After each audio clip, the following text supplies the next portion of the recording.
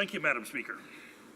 I'm pleased to rise in the House to speak on Bill C-57, an act to amend the Federal Sustainable Development Act.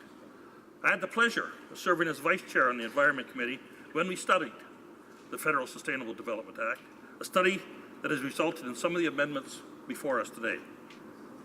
As had been noted before, the original act was an opposition private member's bill that was passed in 2008 under our previous Conservative government. Our party, the Conservative Party, recognized that sustainability needs to be included in every decision to ensure a balance between social, economic, and environmental factors. This type of policy making ensures that not only today's generations will have a healthy and prosperous lifestyle, but it also ensures that we can pass health and prosperity onto the future generations to come. Madam Speaker, I have 11 grandchildren and a great-grandchild. I'm very proud of them. I want them to have a good life as I have had. I want them to enjoy what I have enjoyed traveling throughout this great country of ours, and I want them to appreciate the beauty of this land. The importance of sustainable development is something on which all parties agree. This is proven by the fact that the report by the Environmental Committee was unanimous. And while we're on that, Madam Speaker, a number of the Aboriginal witnesses that came from coast to coast to coast to give evidence to us on the committee also agreed that it was very important for them to be involved, and sustainable development was part of any agreement made between Canada and the Aboriginal community. Sustainable development is so important to the future of Canada and our grandchildren. Not only should environment factors be considered, but we need to also consider the social and economical pillars. For example, the National Energy Board mandate is to promote safety and security, environmental protection, and economic efficiency in Canada, public interest, and the regulations of pipeline, energy development, and trade. This ensures that Canada's pipelines are built to protect our environment while creating jobs and getting our oil to foreign markets. This is one of the reasons the National Energy Board gives compliance conditions to companies, with literally hundreds of conditions on the list. Given the board's commitment, as well as the commitment of companies to build safe pipelines in Canada, it baffles me why this Liberal government has found it so hard to make progress on pipelines such as the now dead Energy East pipeline and the gridlocked Northern Gateway pipeline. Our party is committed to sustainable development because it's about protecting our kids and grandchildren. But it seems this government is having a hard time implementing any of its policies.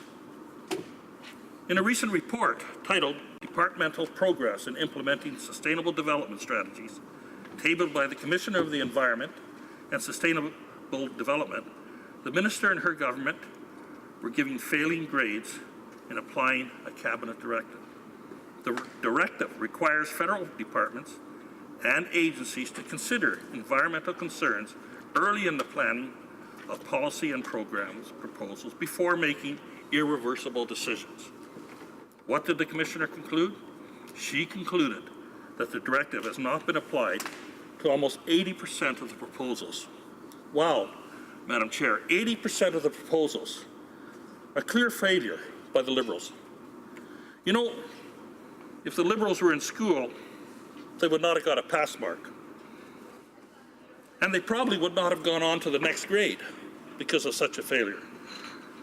You know, the same thing applies in 2019, Madam Chair. This is a one-term government. They have failed Canadians in the environment.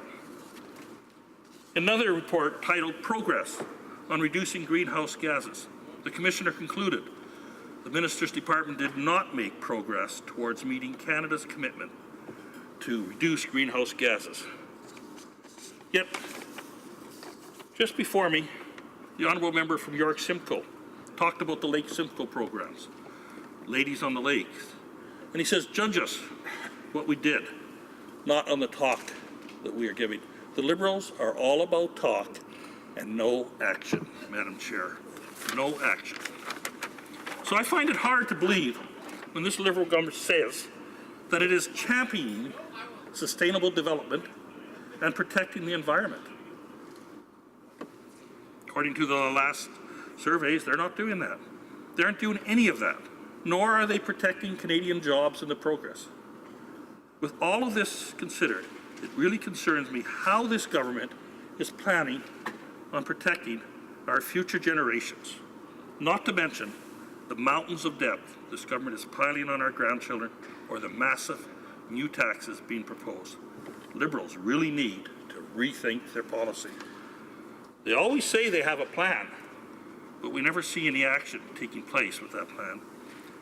It makes sense that economic, social, and environmental priorities be advanced through an integrated, whole-of-government approach. We cannot advance one of these priorities while ignoring the others. You know, this brings me to a point which I have a lot of concern with, Madam Chair. This past break week, the Parks Canada announced a hunt in Jasper Park. They were allowing Aboriginal natives from BC to go into the park and hunt deer, elk, sheep. No one was told about this until it slipped out that they were allowing them to come into the park, giving them a designated area to go and shoot. I can tell you, Madam Chair, many of my hunting and fishing constituents are very, very upset about us taking animals from our national parks. We cannot advance one of these priorities without ignoring the other. Yet, this is exactly what this Liberal government did in allowing a hunt in our national parks. They did not take everything into consideration. Canadians expect that their government will consider all three priorities when designing policy and legislation. And I don't believe that the last week they took all those priorities into consideration. They were trying to please a small group of Canadians and ignoring the interests, the economic viability, and the environment in doing so. However, this government seems to have forgotten about the economic aspect. I mean, if we're going to allow hunting in our parks, one of the largest attractions in our national parks are the animals. When I travel through the national park, going to Jasper, which is in my riding, I love to stop on the side of the road and look at the elk. I love to watch the deer. In fact, Madam Chair, I have deer in my yard. I feed approximately 15 every winter. And I love watching them in front of the house, and they stay there during the day. And yes, it costs me a little money out of my pocket, but you know what? I believe I'm helping the environment and I'm helping the deer. But we now have a government here that is allowing people to go into our national parks and to hunt in our national parks just to meet some of their ideas, or they think they're doing the right thing, but they are not consulting with all the groups that should be consulted with.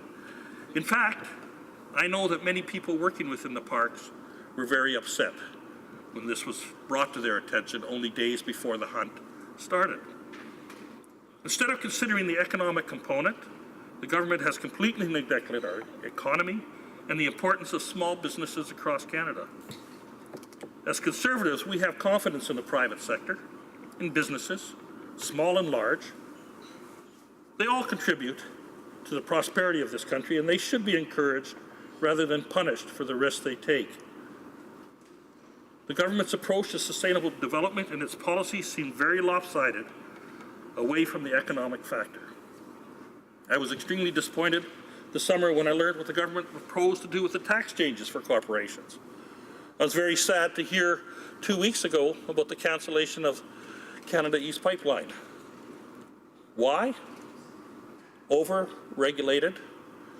They changed the regulations midstream, making it economically not viable for the company to proceed.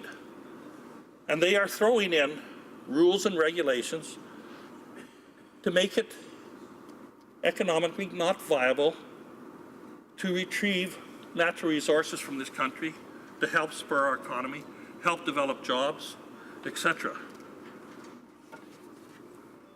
I've heard from small business owners, farmers, nurses, doctors, and accountants from all over my riding of Yellowhead telling me that these changes, referring to the tax changes, would endanger their business and family farms.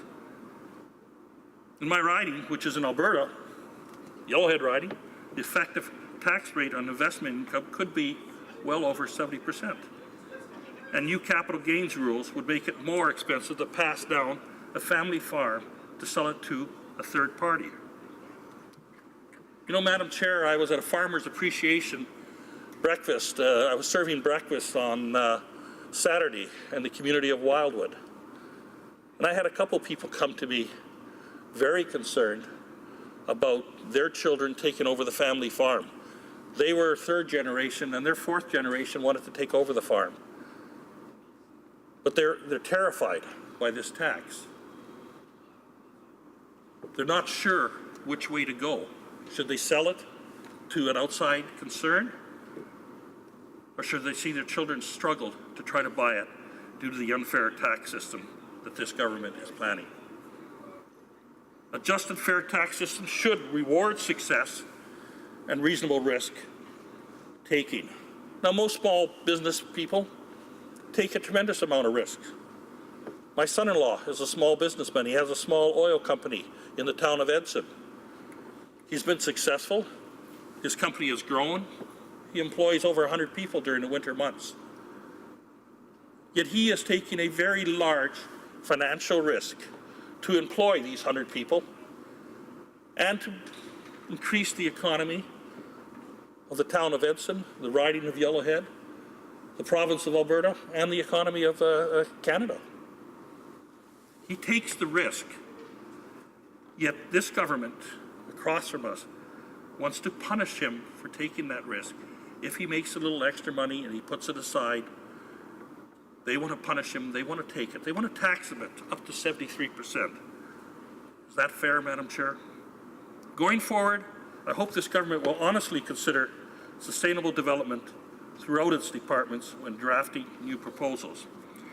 And again, I go back to the Commissioner's report, which said that they failed. Why 80% of the departments just didn't comply with what they were asked to do. And that's alarming. And as I said earlier, it's a total failure, Madam Chair. How much time have I got left, ma'am? 7 minutes? Thank you. You know, one of the amendments to Bill C-57 would require more departments and agencies to contribute to the federal Sustainable Development Strategy, bringing the total to 90 departments and agencies. That's a lot of departments, Madam Chair. Currently, it only affects 26 departments. It would also require them to prepare strategies and to table progress reports on their implementation. So if we go by today's figures, 90% or 80% fail, that would there only be about 18 departments. If we're going to look at 90 departments, that would possibly do what they're supposed to do if we follow what's been happening over the last 2 years with this government. And that, Madam Chair, is sad statistical data. We can't continue to be so short-sighted in policymaking that we rack up billions of dollars in debt. And yet this government is doing exactly that, Madam Chair. They always talk about, oh, we got elected. We said that we would have a small deficit. Small deficit was about $10 billion. But that grew to well over $30 billion in the first year and in the second year. And we'll probably be shocked in what it will be in the third year, Madam Chair, but we have to wait to see. You know, we teach our children. I have 4 children, Madam Chair, and we taught them when they got their first credit cards They should not accumulate long-term debt in exchange for short-term unnecessary spending. Don't spree and go out and buy things that you can't really afford. Yes, it might be nice to have them, but if you can't afford them and you can't pay for them, don't buy them. Yet, this Liberal government is not setting a good example to follow. And it's our grandchildren, your grandchildren, Madam Chair, my grandchildren, Madam Chair, to the Secretary of State across there, his grandchildren, to the honourable member directly across from me, his son, who's in the RCMP, is going to have to pay. We need to be cognizant of the money that the government is spending. But let's remember one thing, Madam Chair. Sustainable development is a requirement in this country. This is an energy-producing country.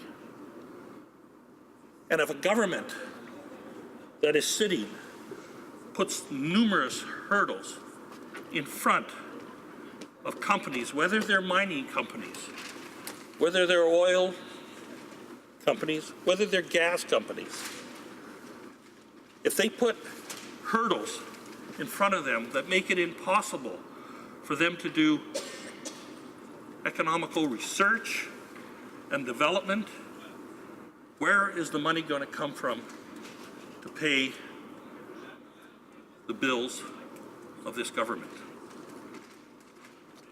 Right now, they're blocking that.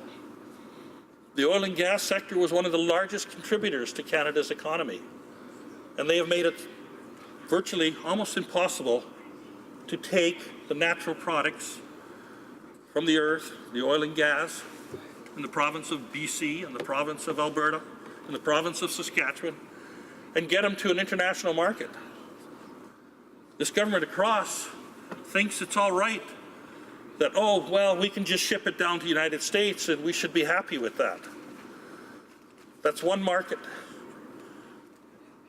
It's a big brother. It's a big brother that controls us pretty hard. And will we get fair world prices on our oil and gas products? I think, Madam Chair, that the country of Canada would be much better off if we could get our products, especially the oil and gas, to our coastal ports, whether it be the East Coast or whether it be the West Coast, or we could even go into James Bay area. Makes it very reasonable. We heard discussions yesterday about the ban on oil tankers on the West Coast of British Columbia.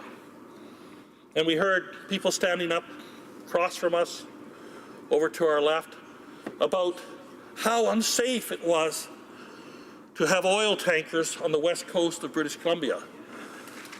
And that under the pressure of the current sitting Prime Minister, they put a ban, or they want to put a ban on oil tankers on the west coast. It's so bad, but it's okay on the east coast, Madam Chair. You know, and as I explained to one of the Liberal members yesterday, I can't remember who it was, but he was talking about how bad it was, and yet I explained when you go up the inlet into Stewart, which is about 130 miles, 140 miles, that line goes right up the center. So on one half of the inlet, you can have a tanker, and the other half you can't.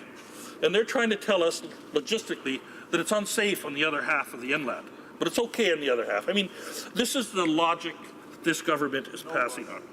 And when you go back to the commissioner, and I brought her up a few times, it's obvious that same logic is being directed downhill to our bureaucrats because we failed.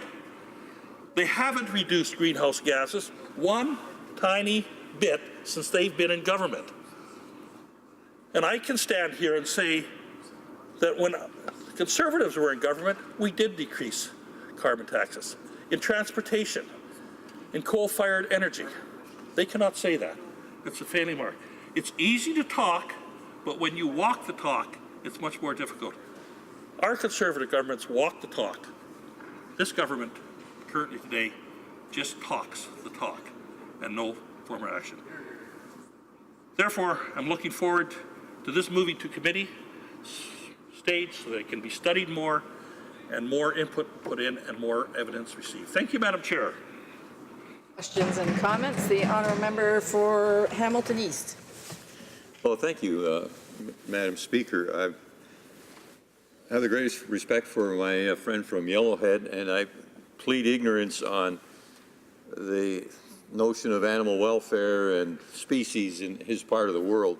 I have traveled through on my way to visit my son in the Peace River country, so I see it a little, but I'm just a little puzzled because in our part of the world, Madam Speaker, we actually have the First Nations under the direction of Parks Canada culling deer herds, which are destroying the sustainability not only of farmlands, but of the deer herds themselves. So I wonder if my friend from Yellowhead would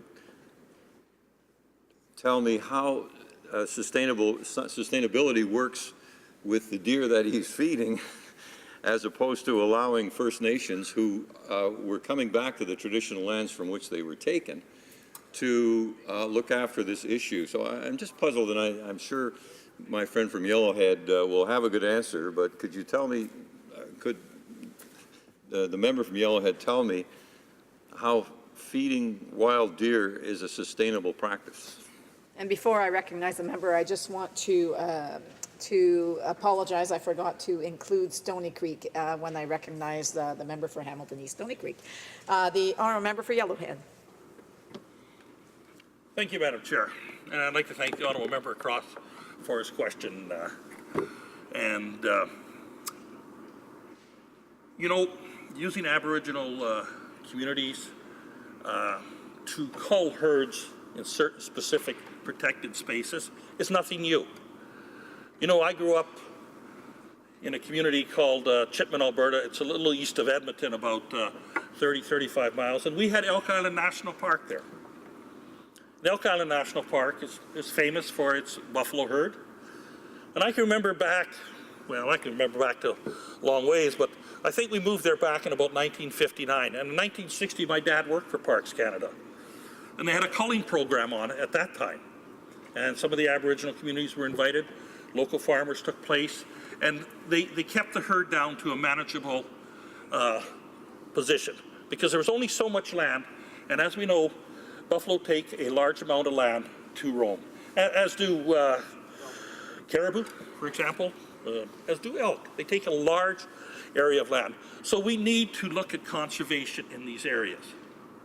And I have no problem in some of our northern parts of our country and where we have Aboriginal people doing hunts to keep the herds culled to a manageable area to sustain the growth of the herds, etc.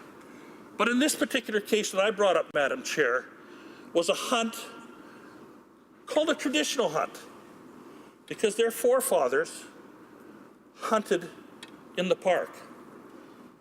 It's a traditional hunt. It has nothing to do with culling the herd or anything like that, Madam Chair. It's just a traditional hunt.